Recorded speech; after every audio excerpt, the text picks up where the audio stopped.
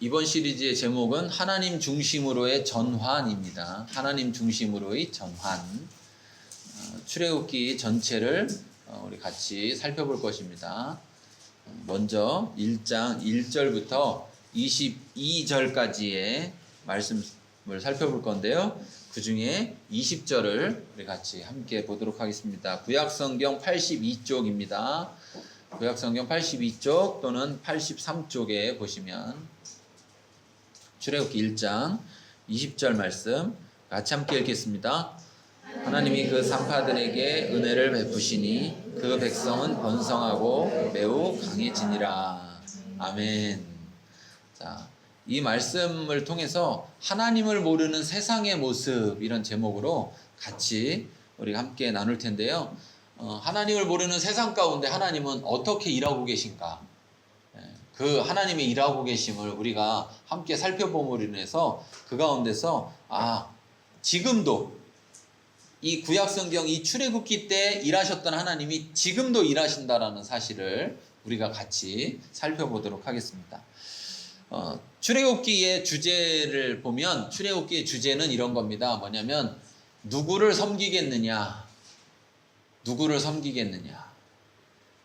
그러니까 애굽의 왕을 섬기던 그들이 이제 하나님으로 인하여서 애굽으로부터 애굽으로부터 나아가게 된 이후에 그 나아가게 된 그 이스라엘이 누구를 섬길 것이냐, 누구를 섬길 것이냐, 이것이 출애굽기 전체에서 이야기하는 것이고요. 또 그 속에서 하나님은 우리에게 당연히 하나님을 섬겨라 이렇게 이야기하죠. 그런데 그 하나님을 섬긴다는 것은 단순히 하나님 믿습니다가 아니라 삶의 모든 중심이 하나님 중심으로 전환되어야 된다라는 것을 이야기하고 있는 것입니다. 여러분, 출애굽기 이제 많이 들으셨을 텐데 이 출애굽기를 통해서 지금도 우리 가운데 역사하시는 하나님, 그리고 지금도 우리에게 하나님 중심으로 전환하라고 말씀하시는, 그래서 우리에게 지금도 너는 누구를 섬길 것이냐 이렇게 묻고 계신 그 하나님을 우리가 같이 만나볼 수 있는 기회로 삼으시길 바랍니다. 제가 간혹 그런 얘기를 하거든요. 하나님이 하나님이셔서 우리를 기다려 주시는 거예요. 하나님이 하나님이셔서 우리를 기다려 주십니다. 만약에 하나님이 아니었다면요, 우리는 벌써 죽었을 거예요. 왜? 죄의 삭은 사망이라고 말씀하셨기 때문에 그 죄로 말미암아 우리들이 죽었을 겁니다. 그런데 하나님은 하나님이셔서 우리를 기다려 주고 계세요. 그런데 그 기다려 주고 계시는 그 시간이 우리들에게 무엇입니까? 그 시간이 우리들에게 주시는 기회죠. 기회. 그런데 이 기회를 여러분 우리가 잘 잡아야 됩니다. 이 기회를 우리가 죄를 더 짓는 기회로 삼으면 안 되겠죠.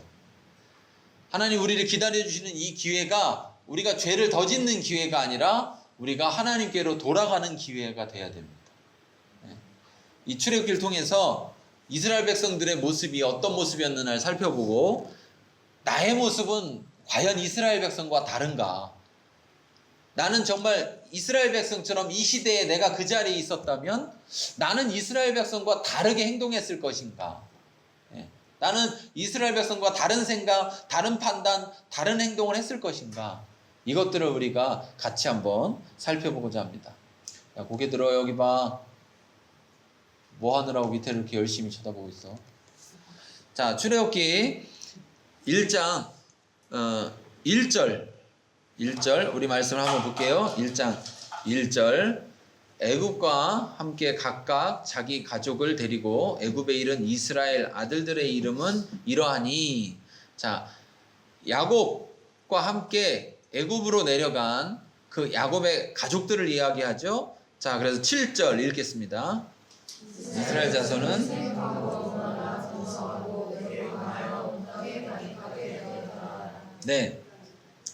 자, 처음에 보면 애굽으로 들어갔을 때의 야곱의 자손들은 야곱의 자녀들이었어요. 그렇죠?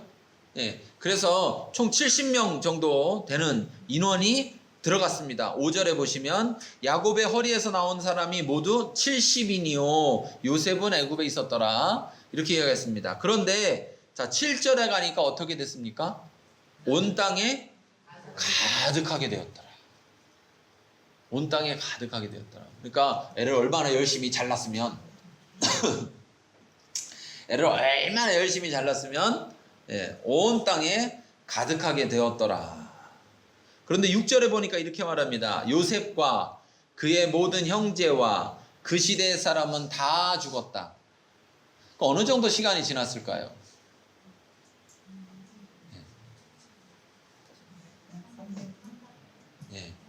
많이 지났으면 뭐 그 정도 지났을 것이고 조금 지났으면 한 100년에서 150년. 그렇죠? 왜냐하면 그 시대 사람들이 자손을 낳고 자손을 낳는데 그 자손이 이제 그 할아버지를 볼 수 없는, 그러니까 한 100년에서 150년, 뭐 길게 지났으면 300년일 수도 있습니다. 그런데 그 사이에 여러분 생각해 보세요. 70명이 내려갔습니다. 그런데 온 땅에 가득했다고 그랬습니다. 우리가 뒤에 알지만 이스라엘 백성이 출애굽할 때의 남자의 수만, 즉 군대 나갈 수 있는 남자의 수만 몇 명이었어요? 60만 명이었습니다. 60만 명. 그래서 보통 한 200만 명에서 300만 명을 생각합니다. 그런데 그냥 60만 명만 생각해도 자 70명이 60만 명이 되려면 생각해 보세요. 70명이 60만 명이 되려면 얼마나 오래 걸려요? 대전 인구가 200만이 조금 안 되잖아요. 대전 인구가 200만이 안 되는데 70명이 대전 인구만큼 늘어나려면 얼마나 걸리겠어요? 그러니까 시간의 오랜 시간도 문제겠지만 중요한 것은 자녀를 많이 낳아서 그 자녀들이 또 결혼해서 또 자녀를 많이 낳고 이러한 일들이 빨리빨리 반복된 것이죠. 그리고 자녀들을 낳으면 죽어요, 안 죽어요? 안 죽어야죠. 막 우리 옛날처럼 막 자녀 10명 낳는데 5 죽고 5 남고 뭐 이렇게 하면, 그런데 자녀를 낳으면 자녀들이 다 살아남는 것이죠. 자, 그래서 이스라엘이 애굽에 들어간, 야곱을 통해서 들어간 인구는 70명밖에 없었는데 이제 애굽에 누가 더 많아진 거예요? 이스라엘 백성이, 야곱의 자손들이 더 많아졌습니다. 자, 그런데 시간이 지나서 어떤 일이 벌어졌느냐? 8절 보겠습니다. 8절 읽겠습니다. 자, 요셉을 알지 못하던 새 왕이 일어나 애굽을 다스렸다. 자, 그럼 시간이 흘러서 요셉을 모르는 새 왕이 일어난 것인데요. 자, 요셉을 알지 못하던이라는 말이 무슨 말일까요? 우리가 이걸 잘 알아야 됩니다. 요셉을 알지 못하던. 요셉을 알던 사람들은 뭐가 다른 걸까요? 요셉을 모르는 것과 요셉을 아는 것이 뭐가 다른 걸까요?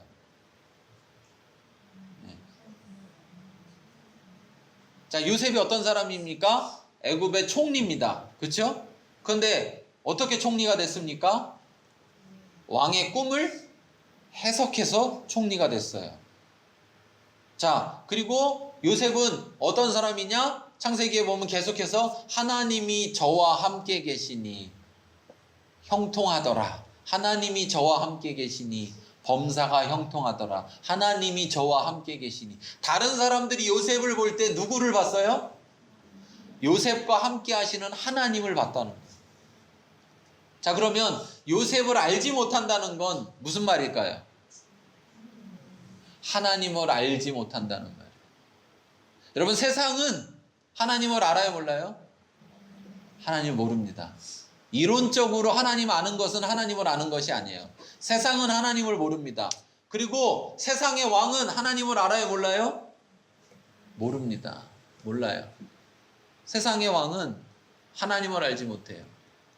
애굽은 마치 지금 시대의 세상과 같은 모습을 우리에게 보여주고 있는 거예요. 그냥 그 옛날에 애굽이라는 나라에, 이집트의 나라에 그런 일이 있었다는 얘기를 하는 게 아니라 지금 현 시대에도 마찬가지로 세상은 세상의 왕이 다스립니다. 세상은 하나님을 알지 못하고 하나님을 모르는 그 세상은 하나님을 알지 못하는 사람이 다스린다는 사실입니다. 여러분 그걸 잘 기억하셔야 됩니다. 우리가 살아가는 세상은 하나님을 아는 세상이 아닙니다. 그 세상을 다스리는 자는 하나님을 알지 못해요. 자, 그러면 어떤 일이 벌어지느냐? 자, 8절 이어서 9절 보겠습니다.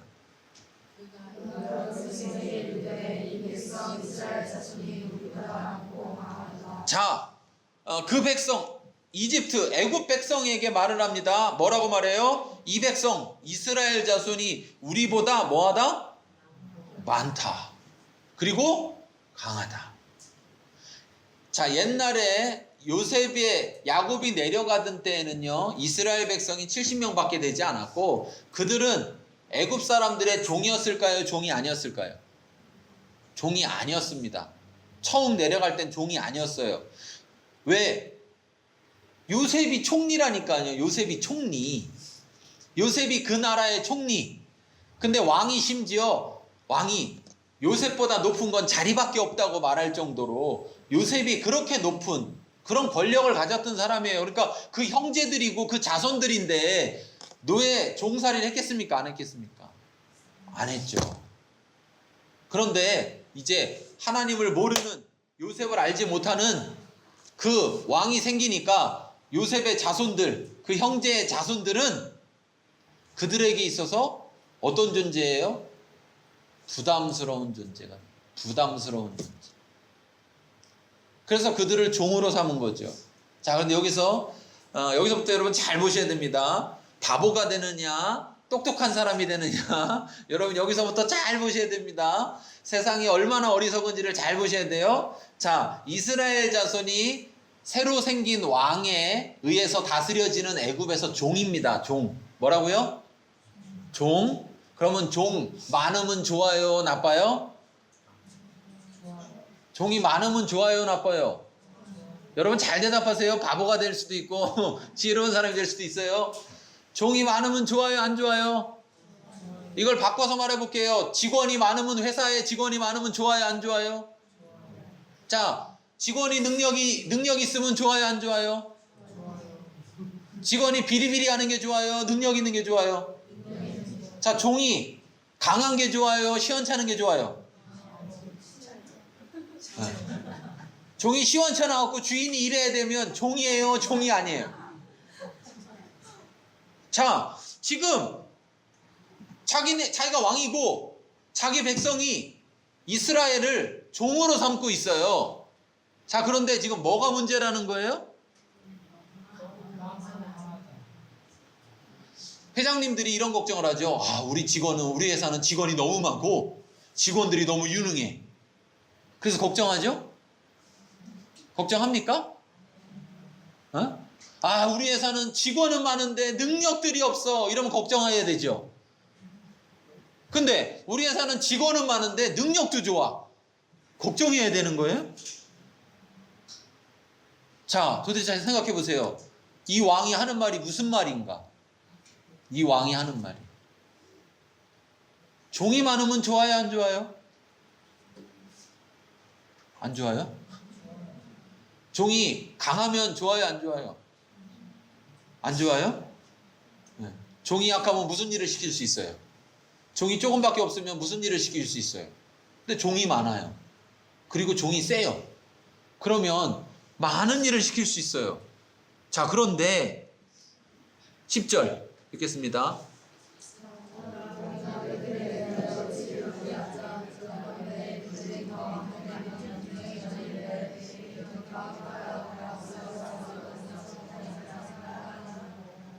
자, 여기 보니까 우리가 그들에 대해서 어떻게 대하자?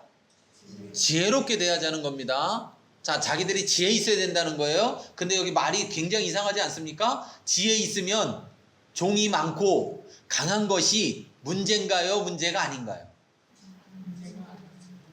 근데 이 사람들은 지금 지혜롭자고 하는데 왜 그게 문제인 거죠? 자, 더 나아가서 뭐라고 말합니까? 두렵다. 자, 여러분 생각해 보세요. 종과 주인이 있습니다. 누가 누굴 두려워해야 되는 거죠? 종이 주인을 두려워해야 되는 건데 지금 어떻게 된 거예요? 주인이 종을 두려워하고 있어요. 자, 주인에게 있어서 종은 재산입니다. 재산. 그쵸? 재산. 그런데 종이 많으면 뭐가 많아요? 재산이 많아요. 더군다나 종이 강해요. 그러면 그 재산이 좋은 재산이에요? 나쁜 재산이에요? 좋은 재산. 자, 지혜로운 사람이면 걱정해요? 안 해요? 근데 지금 뭐래요? 두려워하고 있어요. 근데 자기네가 뭐 해야 되겠다는 거예요? 지혜로워야 되겠다는 거예요. 그럼 지혜로워야 되겠다 그러면 걱정해야 돼, 안 해야 돼요? 두려워해야 돼, 안 해야 돼요? 근데 지금 이상한 상황으로 몰아가고 있습니다. 왕이 지금 이상한 얘기를 하고 있어요. 그런데 백성들도 거기에 동조하는 거죠.